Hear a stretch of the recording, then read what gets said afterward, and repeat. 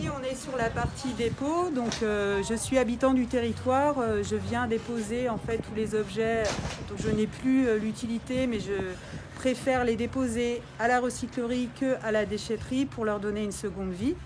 Donc je viens ici, je suis accueillie à la fois par des salariés et des bénévoles. Donc là tout est déjà trié, vaisselle, déco, textile, linge. Et donc ensuite, une fois que les bacs sont pleins, ils vont être directement pesés.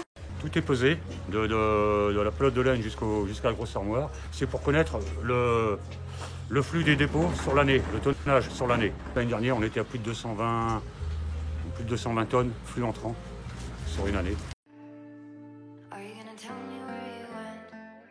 Donc ici, on a au total 14 ateliers de tri et de valorisation des objets.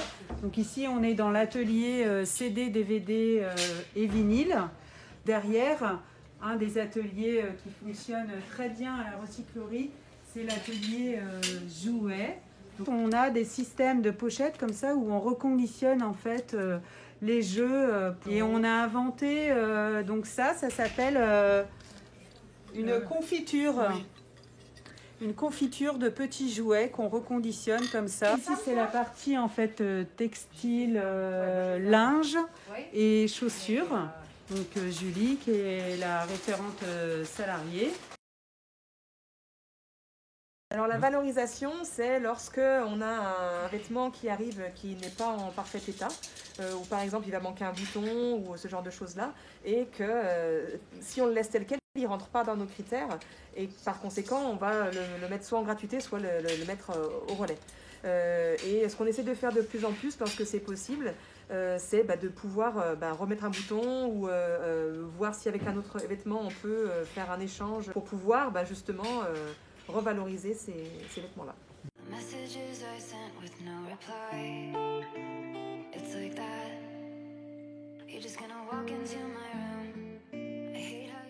On a vu des gens courir un soir. Est-ce que il vous reste des services à raclette?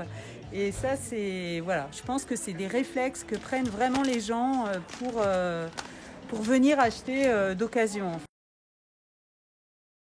Pour établir les prix, et ça, peu importe en fait l'atelier. En fait, on est à 10 à 30% du prix du neuf. À chaque fois, il y a un salarié référent. Donc, c'est le salarié qui fixe le prix en lien avec les bénévoles. C'est pas un bénévole qui va fixer ses prix tout seul.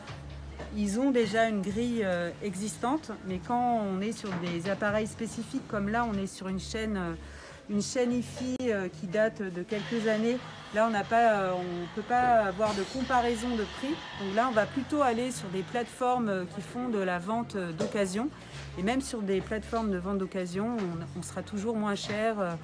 En gros, on va être à 30% du prix de la plateforme, quoi. Ici, à la recyclerie, donc on est une association, loi 1901. Donc il y a un conseil d'administration avec 18 membres et un bureau avec 6 membres.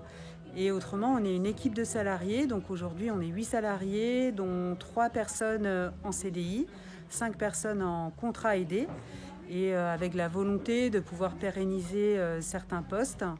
Donc aujourd'hui, en termes d'équilibre, on est à 1/3 de financement public et 2/3 de financement qui viennent des ventes. Et donc les ventes permettent en partie de financer les postes, donc de créer de l'emploi au local, mais aussi ces dernières années, on a pu investir en fait dans du matériel de stockage, dans des machines pour transporter les différents racks.